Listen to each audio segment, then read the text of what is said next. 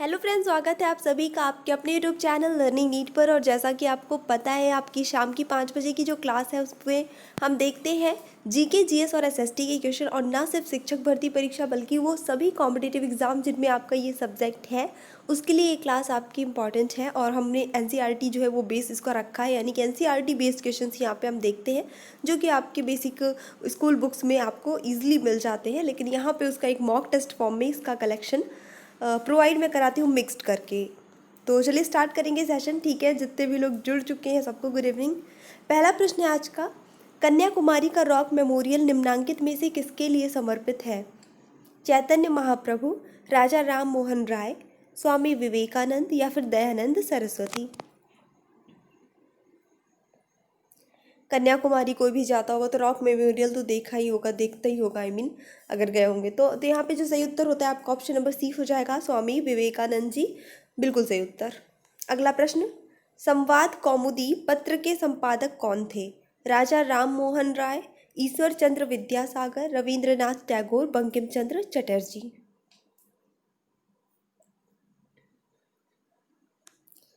सही उत्तर होता है इस प्रश्न के लिए आपका ऑप्शन नंबर ए, राजा राम मोहन राय, जो कि एक समाज सुधारक थे। और समाज सुधारक जो है आपके सिलेबस में साफ साफ लिखा हुआ है, वो आएगा तो वहाँ से आपको कोई भी प्रश्न छोड़ना नहीं है। 1905 में बंगाल विभाजन किस वायसराय ने किया? Lord Hardinge, Lord Curzon, Lord Lytton या लॉर्ड मिंटो? एक प्रश्न आपका यहाँ से भी बनता है कि बंगाल विभाजन जो है किस वर्ष हुआ था? तो 1905 में हुआ था। किस वायसराय ने किया था, इसका उत्तर आपको देना है। तो ऑप्शन नंबर बी यहाँ पे सही हो जाता है, लॉर्ड कर्जन। बिल्कुल, जितने भी लोगों ने बी गेस किया है बिल्कुल सही उत्तर है। अगला प्रश्न देखेंगे इसी के साथ। कांग्रेस ने भारत छोड़ो आंदोलन का प्रस्ताव किस वर्ष पारित किया? 1940 में, 1941 में, 1946 में या फिर 1942 में? सुबह की हमारी जो 10 बजे की लैंग्वेज क्लास होती है उसको आप लगभग सभी एग्ज़ाम के लिए अटेंड कर सकते हैं, लेकिन शिक्षक भर्ती परीक्षाओं के लिए वो क्लास जो है वो इम्पॉर्टेंट है। तो आप एक बार देख लिया करिए और निरंतर आपकी प्रैक्टिस उससे बनी रहेगी। तो यहाँ पे जो सही आंसर होता है इस क्वेश्चन के लिए वो हो जाता है आपका ऑप्शन नंबर डी, 1942 में। ठीक है, डी सही है। अगला देखते हैं, उपराष्ट्रपति के चुनाव में कौन कौन मतदान करता है? लोकसभा के सदस्य, राज्यसभा के सदस्य, लोकसभा एवं राज्यसभा के सदस्य या फिर लोकसभा, राज्यसभा एवं राज्य विधानसभा के सदस्य? उपराष्ट्रपति के चुनाव में तो यहाँ पे सही उत्तर जाता है आपका ऑप्शन नंबर सी, बिल्कुल लोकसभा एवं राज्यसभा के सदस्य मतदान करते हैं। संविधान के किस अनुच्छेद द्वारा संघ और राज्यों के लिए लोक सेवा आयोग का प्रावधान किया गया है? अनुच्छेद 310, 312, 313 या 315? ये देख लेते हैं उत्तर जो सही होता है इस प्रश्न के लिए वो हो जाता है आपका ऑप्शन नंबर डी, अनुच्छेद 315। अगला प्रश्न, निम्नलिखित में से वह देश कौन सा है जिसने सिविल सेवा की प्रतियोगी परीक्षा सबसे पहले शुरू की? ब्रिटेन, फ्रांस, चीन, अमेरिका? सबसे पहले सिविल सेवा की जो कॉम्पिटिशन एग्जाम्स होते हैं वो सबसे पहले कौन से देश में हुए थे? बिल्कुल, आपका ऑप्शन नंबर सी सही होता है, चीन। नाथुला दर्रा किस राज्य में स्थित है? उत्तराखंड, हिमाचल प्रदेश, सिक्किम, मणिपुर?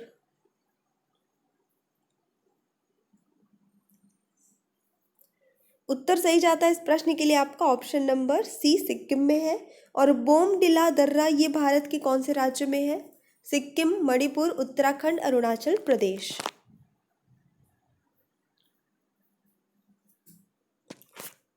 उत्तर होता है इस प्रश्न के लिए आपका option number D, Arunachal Pradesh. ये सही आंसर हो जाएगा। लावा के प्रवाह से किस मिट्टी का निर्माण होता है? लाल मिट्टी, काली मिट्टी, जलोढ़ मिट्टी या फिर लैटराइट मिट्टी? उत्तर सही होता है यहाँ पे आपका ऑप्शन नंबर बी, काली मिट्टी। काली मिट्टी का विस्तार पाया जाता है कहाँ? महाराष्ट्र, मध्य प्रदेश, गुजरात या फिर इन सभी जगह? बिल्कुल, तो यहाँ पे सही उत्तर आपका ऑप्शन नंबर डी जाता है, इन सभी जगह में काली मिट्टी का विस्तार पाया जाता है। आंध्र प्रदेश का क्लासिकल नृत्य है कौन सा? भरतनाट्यम, कथकली, ओडिसी या फिर कुचिपुड़ी?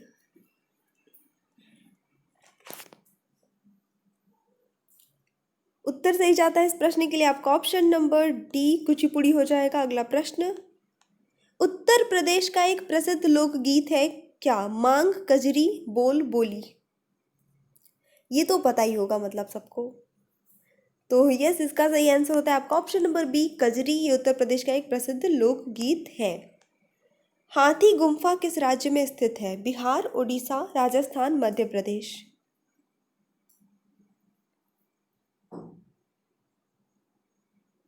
सही उत्तर होता है इस प्रश्न के लिए आपका ऑप्शन नंबर बी ओडिशा। अगला प्रश्न, विश्व विख्यात पर्यटन स्थल गुलमर्ग और सोनमर्ग भारत के किस राज्य में स्थित है?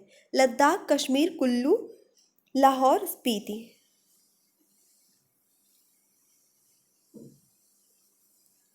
उत्तर सही जाता है यहाँ पे आपका कश्मीर में है, बिल्कुल। क्रिकेट का खिलाड़ी तेजी से आती हुई बॉल को क्यों अपने हाथ को पीछे खींचकर पकड़ता है?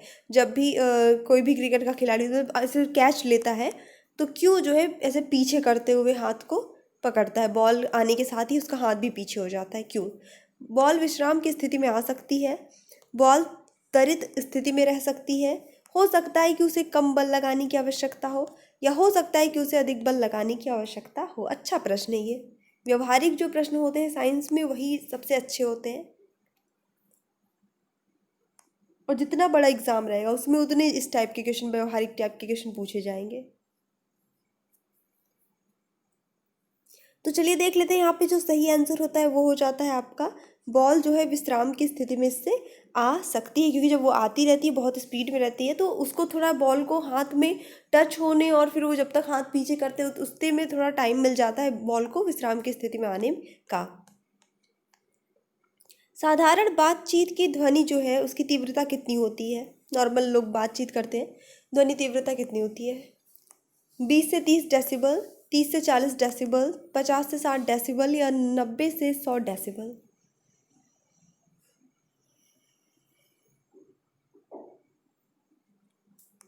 उत्तर सही होता है आपका इस प्रश्न के लिए ऑप्शन नंबर बी 30 से 40 डेसिबल नॉर्मल होता है। ध्वनि की वह विशेषता जो एक मादा ध्वनि को नर ध्वनि से भिन्न करती है, यानी लड़कियों की आवाज़ और लड़कों की आवाज़ अलग अलग समझ में आती है, वो कौन सी विशेषता है ध्वनि की? तारत्व, प्रावस्था, गुणता, प्रबलता? तो यहाँ पे सही उत्तर होता है आपका ऑप्शन नंबर ए तारत्व, पिच। अगला देखेंगे, 1 मील बराबर होता है कितने किलोमीटर के? 1.61, 1.65, 1.75 या 1.8 किलोमीटर? 1 मील।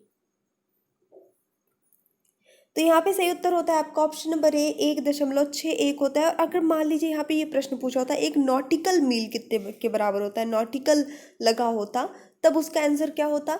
तो एक नॉटिकल मील जो होता है वो 1.85 किलोमीटर के बराबर होता है। तो ये डिफरेंस याद रखिएगा, मील बस पूछेगा तो 1.61 और नॉटिकल मील पूछता है तो 1.85 आपको टिक करना है।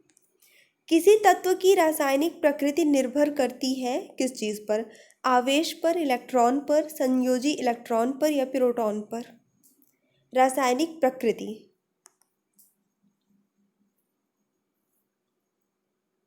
तो यहाँ पे जो सही आंसर होगा वो हो जाता है संयोजी इलेक्ट्रॉन पर। और अगला प्रश्न उसी से मिलता जुलता है, बस थोड़ा सा अलग है कि किसी तत्व के रासायनिक गुण जो होते हैं वो किस पे निर्भर करते हैं? परमाणु द्रव्यमान पर, परमाणु संख्या पर, द्रव्यमान संख्या पर या परमाणु भार पर?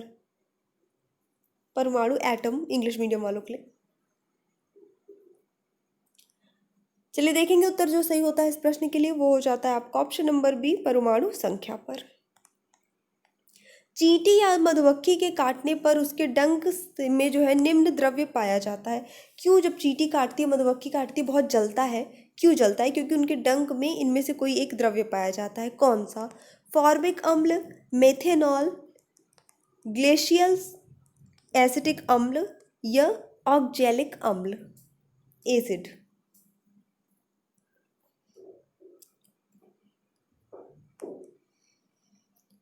तो यहाँ पे जो सही आंसर होता है आपका वो हो जाता है ऑप्शन नंबर ए, फॉर्मिक अम्ल पाया जाता है। और क्योंकि उनके डंक में एसिड होता है, इसलिए कभी भी आपको चींटी या मधुमक्खी काटती है तो आपको क्या करना चाहिए, उस जगह को साबुन से अच्छे से धुलना चाहिए। तो साबुन क्या होता है, बेसिक होता है यानी क्षारीय होता है। तो क्या होता है, साबुन और इनका जो अम्ल है एसिड, तो क्षार और अम्ल दोनों मिलने से क्या होता है, न्यूट्रलाइजेशन यानी उदासीनीकरण की प्रक्रिया होती है। और नमक और sorry I mean salt and water, लवण और जल बन जाता है और आपको राहत भी होती है, उस जलन से छुटकारा मिलता है। लेकिन जो जो पीली वाली बर्रैया होती है, बर्रे जो भी कहते हैं उसको, आप अपनी अपनी लैंग्वेज में सब लोग अलग अलग कहते हैं, उसके डंक में जो है वो, उसका डंक में जो द्रव्य पाया जाता है वो क्षारीय होता है। तो इसी रीजन से जब वो काटती है, पीली वाली बर्रैया काटती है, तो लोग उस पर नींबू रगड़ते हैं। क्यों? क्योंकि उसमें, उसके डंक में ऑलरेडी क्षार यानी कि बेस है, नींबू में होता है एसिड। तो जब एसिड मिलेगा क्षार से, एसिड रगड़ेंगे तो फिर वही वाली प्रोसेस होगी, उदासीनीकरण की, न्यूट्रलाइजेशन प्रोसेस होगी और राहत मिलेगी दर्द से।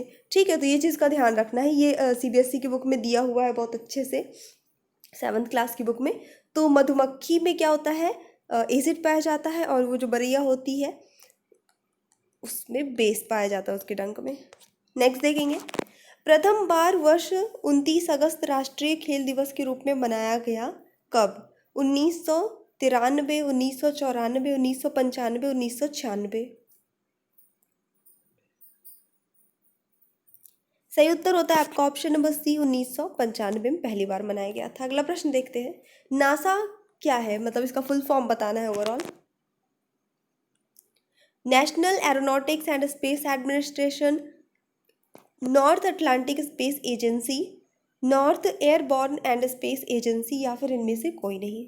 नासा का फुल फॉर्म तो मतलब पता ही होगा, तो बिल्कुल आपका ऑप्शन नंबर ए सही होता है, national aeronautics and space administration, ये इसका फुल फॉर्म है।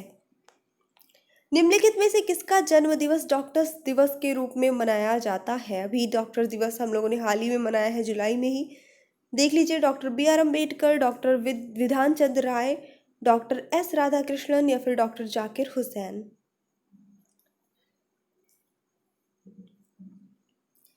उत्तर सही होता है इस प्रश्न के लिए आपका option number B, doctor Bidhan Chandra राय, ये बिल्कुल सही उत्तर हो जाता है।